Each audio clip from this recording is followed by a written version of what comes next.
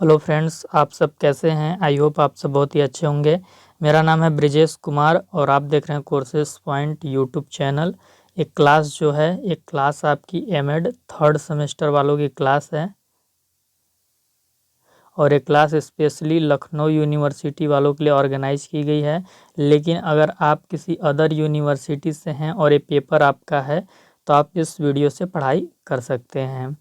हम लोग पढ़ रहे हैं sociological foundation of education paper, sociological foundation of education. उसमें हम लोग यूनिट 1 को पढ़ रहे हैं और यूनिट 1 की और क्लासेस अपलोड हो चुकी हैं। अगर आपने अभी तक नहीं देखा है तो उसे देख लीजिएगा।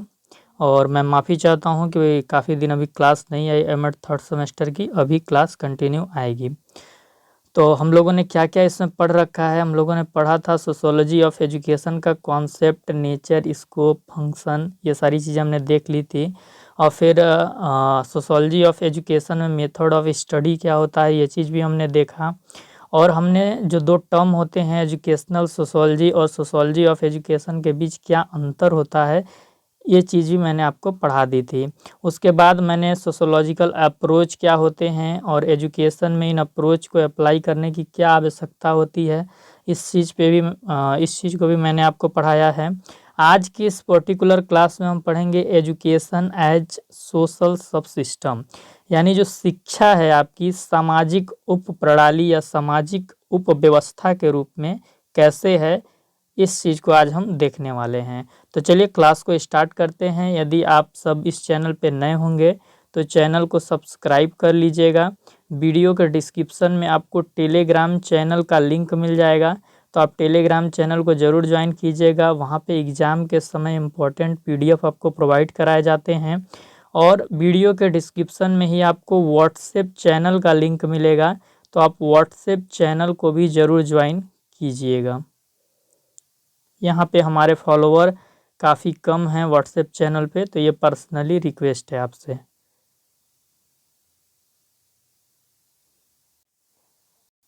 तो आज का हमारा टॉपिक है एजुकेशन एज सोशल सब सिस्टम, सामाजिक उप प्रणाली के रूप में शिक्षा। तो जो एजुकेशन आपका है उसे समाज की उपव्यवस्था बोला जाता है। समाज की उपव्यवस्था या उप प्रणाली, कुछ भी कह लीजिए, बोला जाता है। और यही आज हम लोग को पढ़ना है कि जो एजुकेशन है, जो शिक्षा की व्यवस्था है, वो सामाजिक व्यवस्था की उपव्यवस्था है। समाज भी क्या है, एक प्रकार का व्यवस्था है। तो जो समाज में हमें व्यवस्थाएं देखने को मिलती हैं, वो व्यवस्थाएं पूरा करने के लिए शिक्षा क्या है, एक उपव्यवस्था है। जब तक शिक्षा समाज में नहीं होगा, समाज की व्यवस्था पूर्ण नहीं मानी जाएगी। कोई समाज है आपका, इसमें जब तक शिक्षा नहीं होगा तब तक क्या समाज वो पूर्ण माना जाएगा, समाज की व्यवस्था पूर्ण मानी जाएगी, नहीं मानी जाएगी। तो समाज की व्यवस्था को पूर्ण करने के लिए जिन चीज़ों की आवश्यकता होती है, जिन व्यवस्थाओं की आवश्यकता होती है, उन व्यवस्थाओं को उपव्यवस्था या उप प्रणाली बोला जाता है।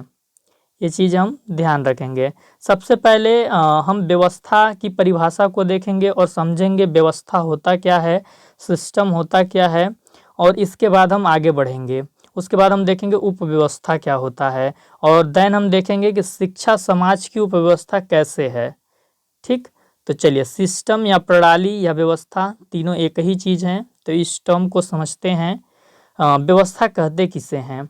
व्यवस्था का संबंध संरचना से होता है। संरचना यानी स्ट्रक्चर। व्यवस्था क्या है, उसका जो रिलेशन है वो स्ट्रक्चर से होता है। स्ट्रक्चर का मतलब क्या, चीज़ें संगठित हैं। संरचना में कई इकाइयाँ निहित होती हैं। जैसे हमारा ह्यूमन बॉडी का एक स्ट्रक्चर होता है, तो ह्यूमन बॉडी एक चीज़ से तो मिलके बनती नहीं है। आप देखते होंगे हमारे पास आँख है, हमारे पास नाक है, कान है, मुंह है, दांत हैं, हाथ पैर हैं। तो सारी चीज़ें, ये सारे यूनिट्स हैं, हमारे बॉडी के यूनिट्स इसको हम मान लेते हैं। और आपस में क्या है, ये ऑर्गेनाइज्ड हैं, संगठित हैं। तो जाके एक ह्यूमन व्यवस्था, मानव व्यवस्था बन पाई है, यानी ह्यूमन स्ट्रक्चर तैयार हो पाया है। तो जो व्यवस्था का रिलेशन है वो संरचना से है, और संरचना क्या है, संरचना में कई यूनिट्स, कई इकाइयाँ निहित होती हैं, इंक्लूड होती हैं, जो कि प्रकार्यात्मक संबंध, फंक्शनल रिलेशन के आधार पर एक सूत्र में आपस में संगठित होती हैं। प्रकारात्मक संबंध मतलब क्या, फंक्शनल रिलेशन, कि कोई भी स्ट्रक्चर है उसकी कई यूनिट्स होती हैं, तो सारे यूनिट्स के कुछ ना कुछ फंक्शन होते हैं, और वो उस फंक्शंस के बेस पे ही वो आपस में क्या होते हैं, एक दूसरे से जुड़े होते हैं, इंटरलिंक्ड होते हैं।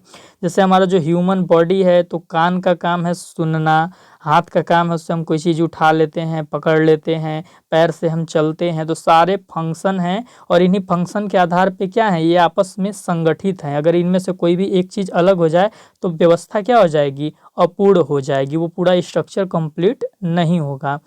तथा क्रियाशील व गतिशील होती हैं। ये जो सारे अलग अलग यूनिट्स हैं, ये जब संगठित हो जाती हैं तो व्यवस्था रन करने लगती है, यानी कि वो जिस पर्पज से व्यवस्था को बनाया गया था, उस पर्पज को पूरा किया जा सकता है उस व्यवस्था के थ्रू। तो हमें व्यवस्था से क्या समझना है कि व्यवस्था एक का संबंध संरचना से होता है। संरचना में कई इकाइयाँ निहित होती हैं, और ये जो इकाइयाँ होती हैं ये आपस में अपने फंक्शन के आधार पे, अपने कार्य के आधार पे संगठित होती हैं। सारी अलग अलग इकाइयाँ एक दूसरे से जुड़ी होती हैं, और जुड़ी होने के कारण ही व्यवस्था, जो सिस्टम हमने जिस पर्पज से बनाया था, वो सिस्टम रन कर पाता है। ये चीज़ है। जैसे कि हम एक एग्जाम्पल के माध्यम से आसानी से इस टर्म को, व्यवस्था टर्म को समझ सकते हैं कि शिक्षा एक पूरी व्यवस्था है अपने आप में।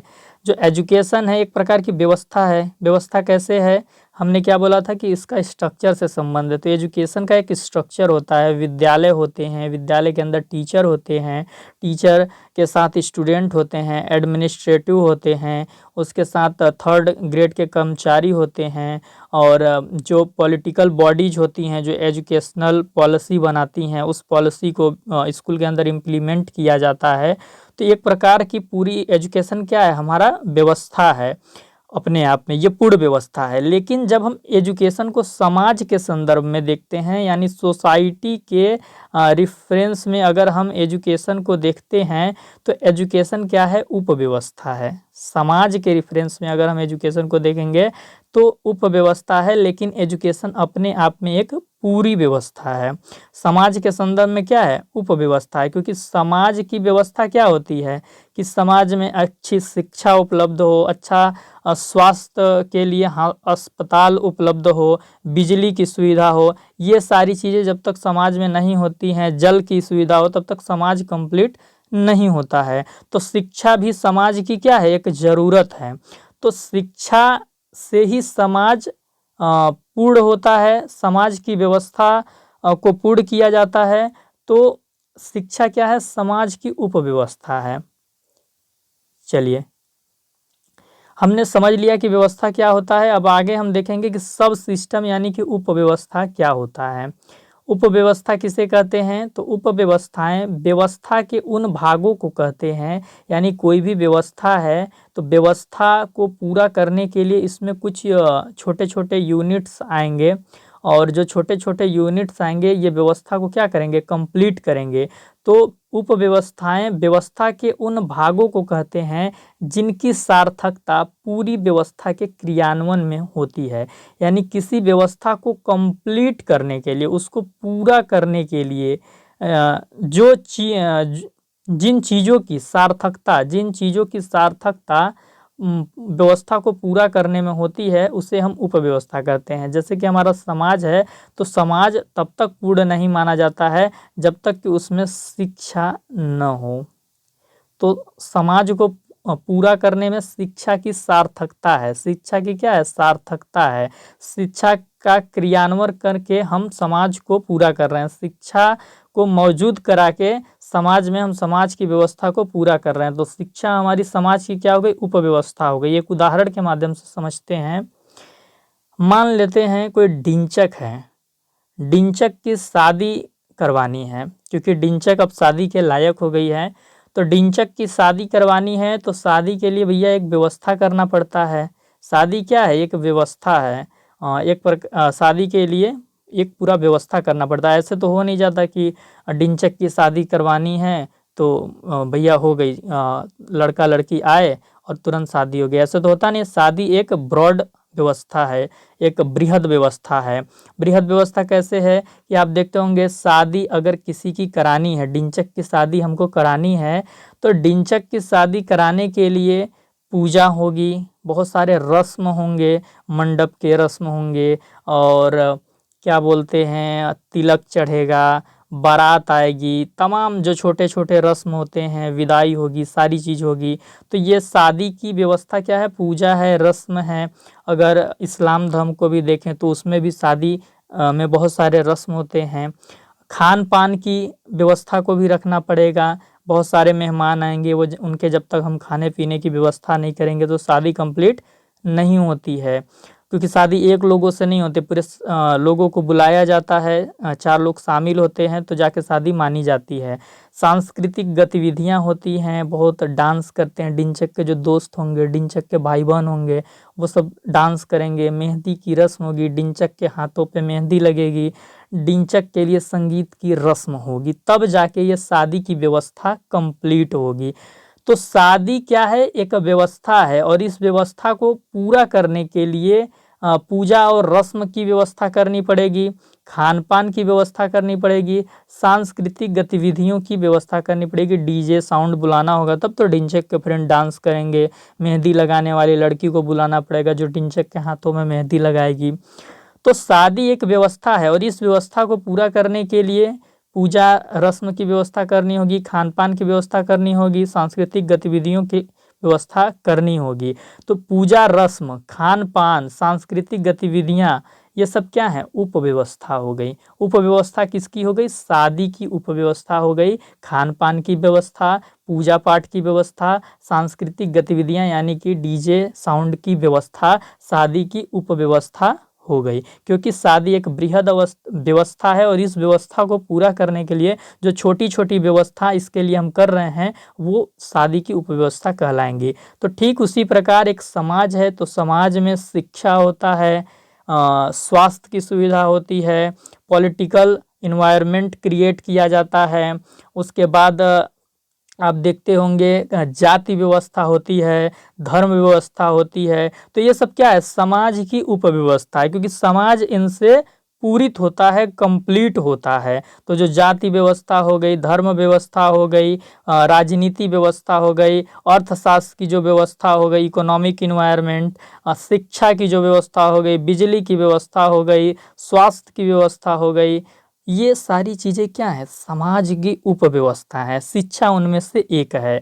तो उसी चीज़ को हम पढ़ने वाले थे। तो हमने व्यवस्था के बारे में पढ़ा कि व्यवस्था किसे कहते हैं। तो व्यवस्था किसे कहते हैं, व्यवस्था का संबंध संरचना से होता है। हमने देखा किससे होता है, संरचना से होता है व्यवस्था का संबंध। और ये जो संरचना होती है, संरचना में कई इकाइयाँ निहित होती हैं। इकाइयों का क्या मतलब होता है, यूनिट्स।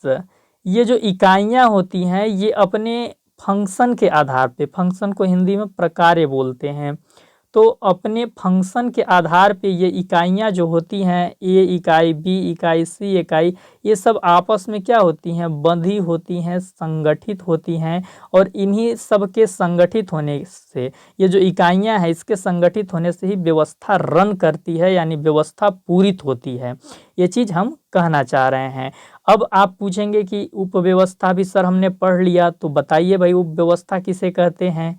अगर आपको समझ आ गया है कि उपव्यवस्था किसे कहते हैं तो बताइए। तो उपव्यवस्था क्या है, किसी व्यवस्था को पूरित करने के लिए, किसी व्यवस्था को पूरित करने के लिए, पूरित यानी पूरा, किसी व्यवस्था को पूरित करने के लिए, पूरित करने के लिए जो छोटी छोटी व्यवस्था होती हैं, जो छोटी छोटी व्यवस्था होती हैं, उपव्यवस्था कहलाती हैं। व्यवस्था कहलाती है। ये आपको उपव्यवस्था की परिभाषा लिखना है। उदाहरण मैंने बताया कि जैसे शादी एक प्रकार की व्यवस्था है, तो शादी की व्यवस्था को पूरा करने के लिए छोटी छोटी जो व्यवस्था होती हैं, पूजा पाठ की व्यवस्था, खान पान की व्यवस्था, डीजे साउंड की व्यवस्था, मेहंदी की व्यवस्था, ये सारी व्यवस्थाएं शादी की उपव्यवस्थाएं कहलाती हैं। तो उसी प्रकार हमने सर क्या समझा कि समाज है, समाज को पूरा करने के लिए शिक्षा की जरूरत होती है, जाति व्यवस्था की जरूरत होती है, धर्म व्यवस्था की जरूरत होती है, राजनीति व्यवस्था की जरूरत होती है। तो ये सारी क्या है, समाज की उपव्यवस्थाएं कहलाती हैं। समुदाय हो गया हमारा, ये हमारा शिक्षा हो गया, रिलीजन हो गया, ये सारे कास्ट हो गया, जेंडर हो गया, ये सारी व्यवस्थाएं समाज की उपव्यवस्थाएं कहलाती हैं। ये चीज हमने देख लिया। देखिए आगे क्या है, सामाजिक संरचना को उप संरचनाओं में बांटा जा सकता है, और जो सामाजिक संरचना की उप संरचना होती हैं इन्हें ही उपव्यवस्था भी कहा जाता है। इनमें अर्थव्यवस्था समाज की उपव्यवस्था कहलाएगी, क्योंकि समाज बिना अर्थव्यवस्था के रन नहीं कर सकता, पूरा नहीं हो सकता। राजनीति भी उपव्यवस्था कहलाएगी। धर्म, संस्कृति, परिवार, शिक्षा सब क्या है, समाज की उपव्यवस्थाएं हैं, जिनमें से आज हम शिक्षा के बारे में पढ़ेंगे कि शिक्षा कैसे समाज की उपव्यवस्था है।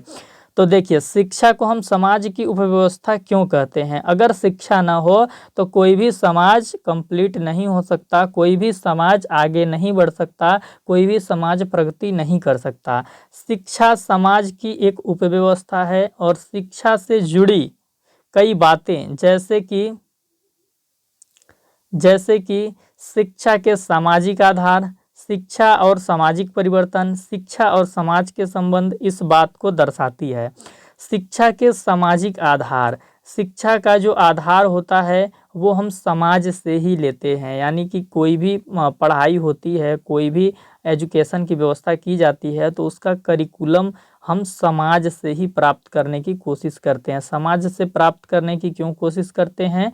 ताकि समाज की जो अपेक्षाएं हैं शिक्षा से, वो शिक्षा उसे दे सके, समाज को पूरा करने में अपना योगदान दे सके। तो समाज को पूरा करने में ये अपना योगदान देती है, इसलिए क्या है, ये समाज की उपव्यवस्था है शिक्षा।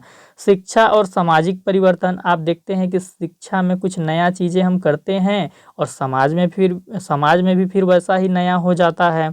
तो वही चीज़ है। पहले की शिक्षा क्या थी, आप देखे होंगे, पहले की जो शिक्षा थी वो आध्यात्मिक थी। तो क्या होता था कि नैतिक जो गठन होता था एक व्यक्ति का, चारित्रिक गठन का उद्देश्य होता था। लेकिन आज का जो वर्तमान स्थिति है, तो शिक्षा कैसी हो गई है, शिक्षा तकनीकी हो गई है। तकनीकी क्यों हो गई है? क्योंकि आज वर्तमान में हम विभिन्न तरीके के मशीनों का प्रयोग करते हैं, उपकरणों का प्रयोग करते हैं। तो उसको चलाने के लिए, उसको यूज करने के लिए, प्रयोग में लाने के लिए हमें तकनीकी का ज्ञान होना बहुत ज़रूरी है। क्योंकि अगर हमें तकनीकी ज्ञान नहीं रहेगा तो फिर हम वो मशीनों, उपकरणों, किसी भी चीज़ का, मोबाइल फ़ोन, रेफ्रिजरेटर, टीवी, जितने भी आपके टेलीविज़न हो गए, कंप्यूटर हो गया, किसी भी चीज़ का यूज नहीं कर पाएंगे, और फिर हमारा क्या हो जाएगा, हम निरर्थक हो जाएंगे, हम कोई भी जीवन अपना सार्थक तरीके से नहीं जी पाएंगे। तो शिक्षा क्या करता है, समाज में परिवर्तन लाने का कार्य करता है, यानी समाज की व्यवस्था को पूरा करने का कार्य करता है। शिक्षा और समाज के संबंध भी आप देखते होंगे कि शिक्षा का आधार समाज से लिया जाता है, और समाज में जो बदलाव लाना होता है वो भी शिक्षा के द्वारा लाया जाता है। तो शिक्षा क्या है, समाज की उपव्यवस्था है। शिक्षा गरीबी के अंतर पीढ़ी चक्र को तोड़ती है। जितने ही ज़्यादा हमारे देश में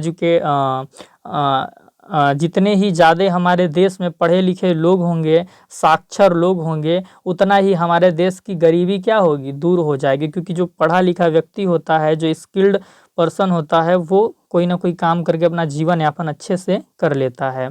नैतिक मूल्यों की प्राप्ति होती है शिक्षा के द्वारा, समाज सेवा की भावना आती है, सामाजिक न्याय स्थापित हो पाता है, क्योंकि शिक्षा के द्वारा ही हम क्या सीखते हैं कि समानता क्या होती है, समता क्या होती है, भाईचारा क्या होता है, धर्मनिरपेक्षता क्या होता है, सत्य असत्य, सही गलत सारी चीज़ों का हमें पता चलता है। तो अगर समाज में जब तक सामाजिक न्याय स्थापित नहीं होगा, जो समाज के आखिरी वर्ग पे खड़ा हुआ व्यक्ति है उसको उसका हक नहीं मिलेगा, उसको उसका अधिकार नहीं मिलेगा, तो क्या समाज चल सकता है? समाज की व्यवस्था पूरा नहीं होगी। तो इस चीज़ को पूरा करने में शिक्षा ही योगदान देता है। वो देश के नागरिकों में सामाजिक न्याय की भावना भरता है, समाज सेवा की भावना भरता है, उसका चारित्रिक गठन करता है, उसमें समरसता भरता है, और इन सब के द्वारा शिक्षा क्या करता है? राष्ट्रीय एकता का विकास करता है, राष्ट्रीय एकता पैदा कर देता है अपने देश के अंदर। शिक्षा बालकों को अपने राष्ट्र की संस्कृति का ज्ञान कराती है। अगर हमें अपने संस्कृति का ज्ञान न हो तो क्या हम अपने समाज में अच्छे से रह सकते हैं? बिल्कुल नहीं रह सकते हैं। जैसे कि अगर मान लीजिए कि हम हिंदू धर्म के हैं और दीपावली आ गई है और दीपावली का हमको अर्थ ही नहीं पता है, तो फिर हम चार लोगों के बीच में जो हैं तो अपने त्यौहार को सेलिब्रेट नहीं कर पाएंगे। और होली है, उस दिन हम रंग नहीं खेलेंगे, तो हमें लोग क्या समझेंगे कि ये सामाजिक व्यक्ति नहीं है।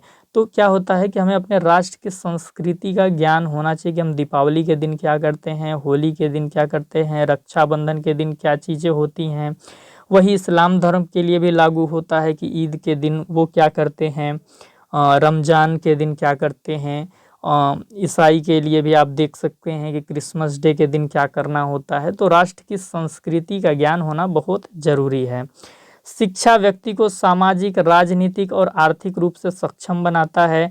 जो व्यक्ति पढ़ लिख लेता है वो सामाजिक हो जाता है, सोशल हो जाता है। सोशल का मतलब क्या? बहुत ज़्यादा एग्रेसिव ना हो, किसी से लड़ाई झगड़ा ना करें, प्यार से रहें, भाईचारे से रहें। राजनीतिक समझ भी उसको हो जाती है, किस नेता को वोट देना है, किसको वोट नहीं देना है। अगर हमारे मोहल्ले में, हमारे गांव में कुछ किसी के अधिकारों का हनन किया जा रहा है तो उसके खिलाफ कैसे आवाज़ उठाई जानी चाहिए, किससे कंप्लेन की जानी चाहिए, हमारा अधिकार क्या होता है, हमारे कर्तव्य क्या होते हैं। आर्थिक रूप से भी सक्षम हो जाता है। किसी व्यक्ति ने पढ़ाई लिखाई की, उसे कंप्यूटर चलाना आ गया तो वो अपनी खुद की कंप्यूटर की शॉप खोल सकता है, कंप्यूटर का जॉब कर सकता है। अगर किसी ने टीचर की पढ़ाई की तो वो पढ़ा सकता है। कोई अगर अर्थशास्त्र अच्छे से पढ़ लिया तो फिर वो क्या बोलते हैं उसको, स्मॉल स्केल इंडस्ट्रीज में जा सकता है। तो ये सारी चीज़ें हैं जो शिक्षा होती है, सामाजिक, राजनीतिक और आर्थिक सक्षम बनाती है। और जब सक्षम व्यक्ति समाज के अंदर होंगे तो वो अपनी भूमिका को अच्छे से निभाएंगे, अपने काम को अच्छे से करेंगे और समाज आगे बढ़ेगा। ये चीज़ है, क्योंकि देखिए समाज में आप देखते होंगे कहीं पे आपको किराना की दुकान दिख जाती है, कहीं पे आपको कोई डॉक्टर दिख जाता है, आपको कहीं पे कोई पंडित जी मिल जाते हैं, आपको कहीं पे मास्टर जी मिल जाते हैं। तो ये सब क्या है? सक्षम व्यक्तियों का रिजल्ट ही तो है। अगर असक्षम व्यक्ति रहेगा तो वो घर पे बैठे रहेगा और बोलेगा बस भैया किधर से खाने को मिल जाए, फुल्की खाने को मिल जाए, चाट खाने को मिल जाए, आइसक्रीम खाने को मिल जाए, चिकन मिल जाए, बटर चिकन मिल जाए, जो भी चीज़ें वो खाता होगा, पनीर मिल जाती, तो वो तरह तरह की चीज़ें खाना चाहेगा, सोना चाहेगा, सोचेगा कूलर वगैरह, एसी वगैरह मिल जाए, अच्छी बेड मिल जाए, सोए रहें, खाते रहें। तो समाज में जब किराने की दुकान नहीं होगी, डॉक्टर नहीं होंगे, पंडित नहीं होंगे, मास्टर नहीं होंगे, लोग कहाँ से सामान खरीदेंगे, कहाँ दवा कराने जाएंगे, शादी किससे कराएंगे, शिक्षा कैसे प्राप्त करेंगे। तो ये सक्षम व्यक्तियों के द्वारा ही समाज पूरा होता है। और सक्षम व्यक्ति देने का काम कौन करता है? शिक्षा करता है। तो समाज की व्यवस्था को प्रत्यक्ष और अप्रत्यक्ष दोनों तरीके से पूरा करता है, इसलिए इसको हम समाज की उपव्यवस्था बोलते हैं। तो ये चीज़ है। चलिए आगे देखिए। तो अतः हम क्या रिजल्ट पे पहुंचे कि शिक्षा जो है भारतीय समाज का अभिन्न अंग है। बिना शिक्षा के समाज पूरा हो ही नहीं सकता, अभिन्न अंग है, इसको अलग नहीं किया जा सकता है। जॉन डीवी बोले भी थे कि जो विद्यालय होता है समाज का लघु रूप होता है। और विद्यालय में क्या दी जाती है? शिक्षा दी जाती है। तो शिक्षा भी समाज का लघु रूप हुई कि नहीं हुई? बिल्कुल हुई।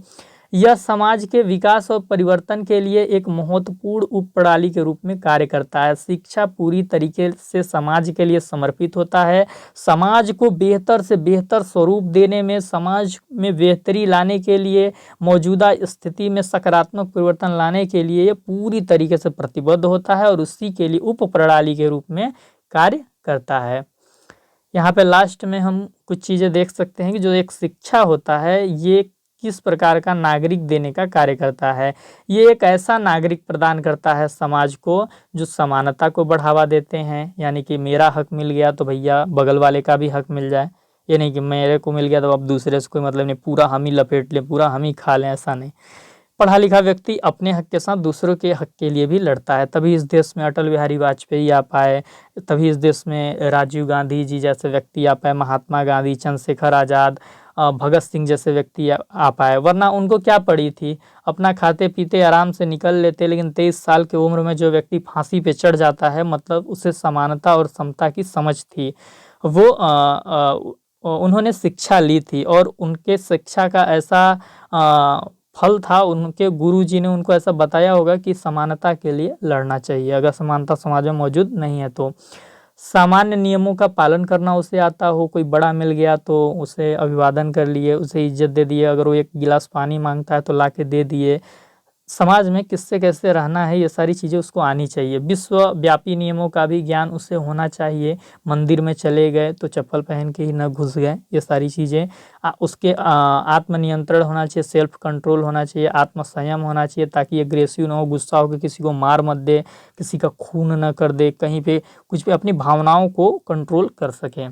विशिष्ट कौशल में योग्य होना चाहिए। जो एक व्यक्ति है उसे कोई ना कोई चीज़ उसके अंदर हुनर होनी चाहिए, स्किल होना चाहिए, तभी वो इस देश का एक महत्वपूर्ण संसाधन, मानवीय संसाधन माना जाएगा। ठीक, ये चीज़ है। तो उसके अंदर कोई ना कोई स्किल होने चाहिए, विशेष कौशल में योग्य होना चाहिए। हो सकता है वो बहुत अच्छा शिक्षण कार्य कर लेता हो, बहुत अच्छा किसी मशीन को चला लेता हो, कंप्यूटर चला लेता हो, प्रिंटर चला लेता हो, गाड़ी चला लेता हो, कोई ना कोई उसके पास कौशल हो, ताकि वो समाज की व्यवस्था को पूरा करने में योगदान दे। सामाजिक सहयोग होती, विविधता की उसको समझ हो, डाइवर्सिटी का नॉलेज हो कि हिंदू, मुस्लिम, सिख, ईसाई आपस में सब भाई भाई। हिंदी, इंग्लिश, पंजाबी, मराठी, गुजराती, द्रविड़ सब क्या हैं, भारत की विविधताएं हैं, भारत की एसेट हैं, संपत्ति हैं। ये जो बहुत सारी भाषाएं हैं, बहुत सारी समुदाय हैं, बहुत सारे हमारे जो कल्चर हैं, ये सब हमारी प्रॉब्लम नहीं है, हमारी समस्या नहीं है। ये एसेट है हमारे देश की, हमारे देश की संपत्ति हैं और सब अपने आप में विशेष हैं, महत्वपूर्ण हैं। सामाजिक नियंत्रण में सहयोग करे, शिक्षा ऐसा मानव प्रदान करता है, शिक्षा ऐसा मानव प्रदान करता है जो समाज के लिए प्रतिबद्ध होता है। समाज में यदि कुछ गलत हो रहा होता है या समाज में किसी चीज़ की कमी होती है तो उसको पूरा करने के लिए वो अपना जीवन क्या करता है, समर्पित करता है। इसका उदाहरण महात्मा गांधी हो गए, भगत सिंह हो गए, और सिर्फ ऐसे ही नहीं, जो स्वतंत्रता संग्राम में लड़े बहुत सारे महात्मा भी हो गए जिन्होंने समाज को कुछ न कुछ देने का काम किया है। हमारे डॉक्टर सर्वपल्ली राधाकृष्णन जी हो गए, शिक्षा को एक नई दिशा देने का काम किए। बाबा साहब भीमराव अंबेडकर हो गए, जो वंचितों, शोषितों को मुख्य धारा में लाने का काम किए। तो शिक्षा ऐसा मानव प्रदान करने का कार्य करता है और ऐसे मानव से ही समाज की मांग पूरी होती है, समाज कंप्लीट होता है, आगे बढ़ता है सकारात्मक चीज़ों को लेके। तो शिक्षा क्या करती है भैया, शिक्षा समाज की व्यवस्था को पूरा करने में अपना सहयोग देती है। समाज की व्यवस्था को, समाज की व्यवस्था को पूरा करने में, पूरा करने में सहयोग देती है, सहयोग देती है। इसीलिए,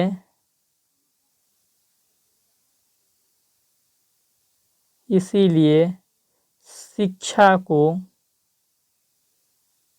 समाज की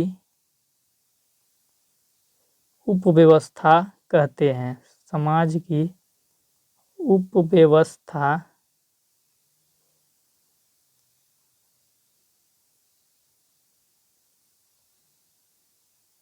उपव्यवस्था कहते हैं। आज की ये क्लास आपकी कंप्लीट हो गई। आगे हम लोग पढ़ेंगे आपका education in relation to family and interaction with family, कि एजुकेशन का और फैमिली का आपस में क्या संबंध है, और एजुकेशन कैसे इंटरेक्शन करता है फैमिली से, चाहे फिर फैमिली कैसे इंटरेक्शन करता है एजुकेशन से। ये चीज़ें हम कल की क्लास में देखेंगे। आज का ये क्लास कैसा लगा कमेंट करके आप ज़रूर बताइएगा, कमेंट करके आप ज़रूर बताइएगा। और इस सेशन को एक बार शेयर कर दीजिएगा जो एमएड 3rd सेमेस्टर के विद्यार्थी हैं। और चैनल पे नए होंगे तो चैनल को सब्सक्राइब करके टेलीग्राम चैनल को ज्वाइन करना मत भूलिएगा। साथ ही साथ व्हाट्सएप चैनल को भी ज्वाइन ज़रूर करिएगा।